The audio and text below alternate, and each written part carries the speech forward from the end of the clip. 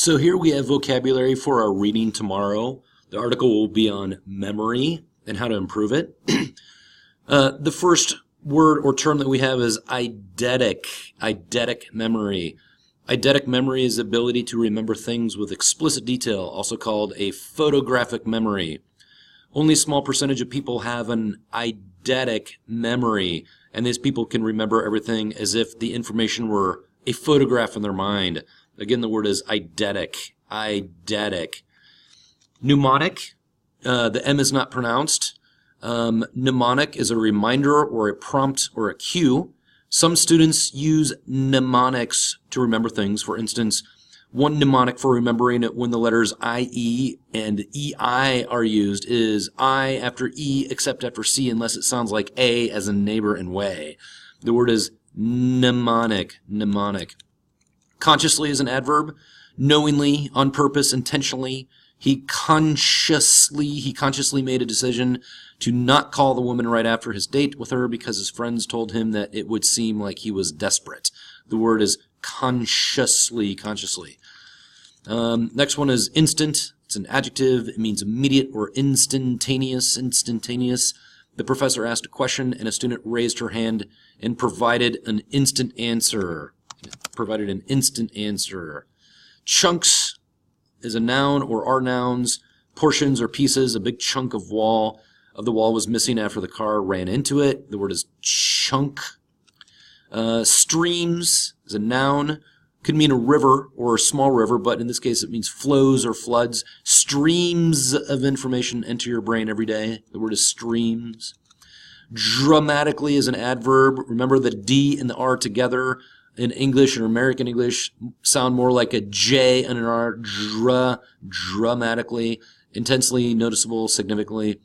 The company's profits increased dramatically after the product became available on Amazon. Intelligence quotient. Quotient is the word, and we actually use the abbreviation IQ, or that acronym. It's a noun. The amount of intelligence. If someone has a high IQ, they might be considered a genius. Again, IQ or intelligence quotient. ADHD is an acronym for Attention Deficit Hyperactive Disorder. It's a noun. When a child or adult cannot concentrate or focus, they may suffer from ADHD. ADHD, when said quickly, is ADHD. ADHD. The next one is a phrasal verb, to catch on. To understand or get the message. At first, I didn't understand algebra, but eventually I caught on. The next adjective is driven. Driven, here we have a D and R again. Driven, focused, motivated, obsessed. Although he wasn't very talented, he was a very driven athlete. Very driven. The next word is a noun, digit. And we don't pronounce the T at the end. It's digit, like the number 8.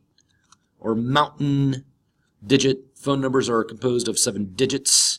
But if you want to call someone in another area code, you must dial 10 digits. Intervals. We don't say intervals. We say intervals, like a VULS. Intervals. Inner, just like the internet. The T disappears in American English. Intervals.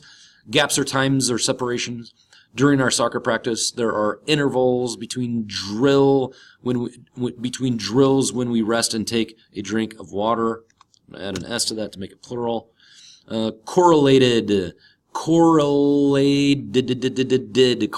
connected or linked. Excessive consumption of fat and sugar are correlated to being overweight. The next word is indeed, is an adverb. Truly. Here we have a T and an R together.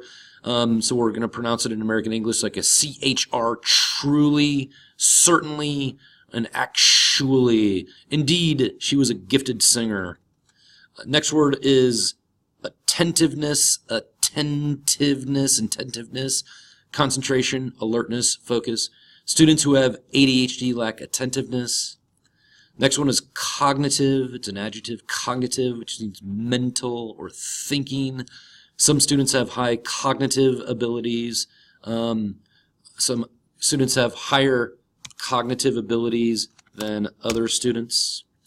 Next one is flourishing. It's an adjective. Healthy, thriving, prosperous. The garden is flourishing because it gets plenty of water, plenty of rain and sunshine. So the word here that we see in the sentence is plenty, but we say often in American English plenty, plenty. The garden is flourishing because it gets plenty of rain and sunshine. Dopamine is a noun. It's a chemical in the brain that increases with rewards. Drug use increases dopamine. Dopamine levels in the brain increase when people are under the influence of drugs, which is why they are so addictive. The next one is cerebral cortex. Cerebral, not brow, but cerebral cortex. Largest region of the mammalian brain and plays a key role in memory, attention, perception, cognition, awareness, thought, language, and consciousness. The cerebral cortex is the part of the brain where thought and memory are stored and processed. Again, it's cerebral cortex.